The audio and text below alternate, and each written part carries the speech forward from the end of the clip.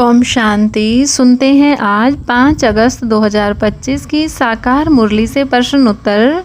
प्रश्न 1, बाप इस समय क्यों आए हैं? उत्तर, बाप इस समय वैशाल्य को शिवालय बनाने आए हैं ताकि पतित आत्माओं को पावन बनाया जा सके और भारत को फिर से स्वर्ग बना सके। यह ईश्वरीय कार्य केवल निराकार शिव बाबा ही कर सकते हैं। प्रश्न 2, कौन से बच्चे अपना बहुत बड़ा नुकसान कर लेते हैं? उत्तर, जो बच्चे किसी कारण से मुरली सुनना छोड़ देते हैं या पढ़ाई से रूठ जाते हैं वे अपना बहुत बड़ा नुकसान करते हैं, क्योंकि मुरली में बाबा रोज़ नई युक्तियाँ व ज्ञान सुनाते हैं जो आत्मा को उच्च बनाने का माध्यम है।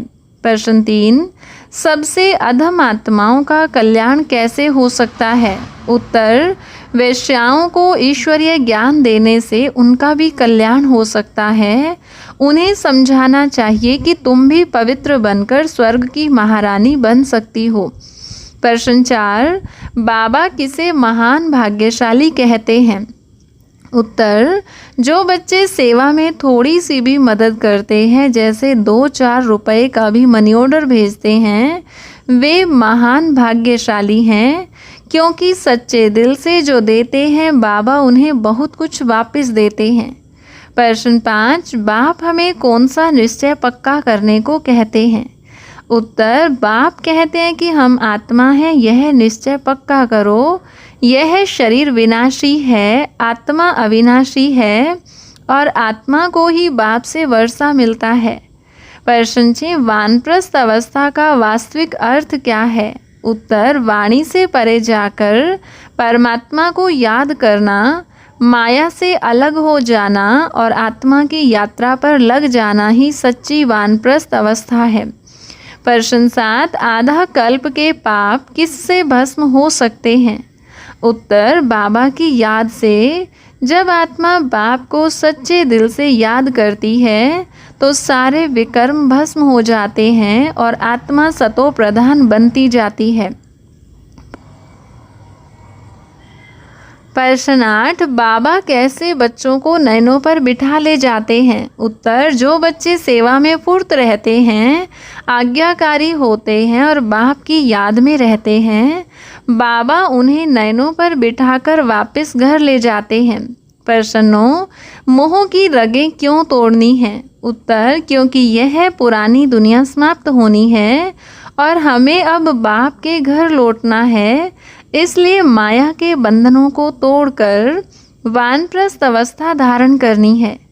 प्रश्न 10, पढ़ाई में रूठने से क्या होता है? उत्तर, पढ़ाई में रूठने से आत्मा की उन्नति रुक जाती है, उच्च पद पाने का अवसर छूट जाता है और फिर पछताना पड़ता है।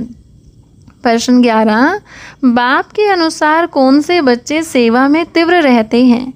उत्तर, जैसे सुदेश बहन, मोहिनी दीदी, जो सेवा में बहुत फुर्त और तत्पर रहते हैं। बाप ऐसे बच्चों को बहुत पसंद करते हैं। प्रश्न 12, साहूकारों को कहाँ जाने में संकोच होता है? उत्तर, जब वे देखते हैं कि साधारण और गरीब आत्माएं सेंटर पर आती हैं तो वे देह अभिमानवश वहां आने में संकोच करते हैं। प्रश्न 13, सच्चे योगी बनने के लिए किस अनुभूति की आवश्यकता है?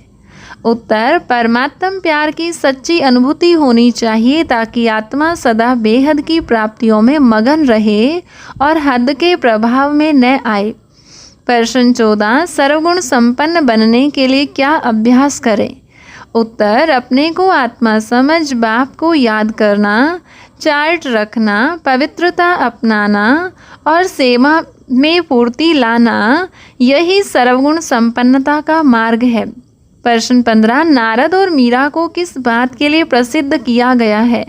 उत्तर, नारद को श्रेष्ठ भक्त कहा जाता है और मीरा को सच्चे परमात्म प्रेम के लिए याद किया जाता है। उनका जीवन ईश्वर से सच्चे प्रेम की मिसाल है। हर रोज़ की मुरली से प्रश्न उत्तर सुनने के लिए चैनल को सब्सक्राइब करें और बेल आइकन ज़रूर दबाएं। वीडियो को दूसरे भाई बहनों के साथ शेयर ज़रूर करें। ओम शांति।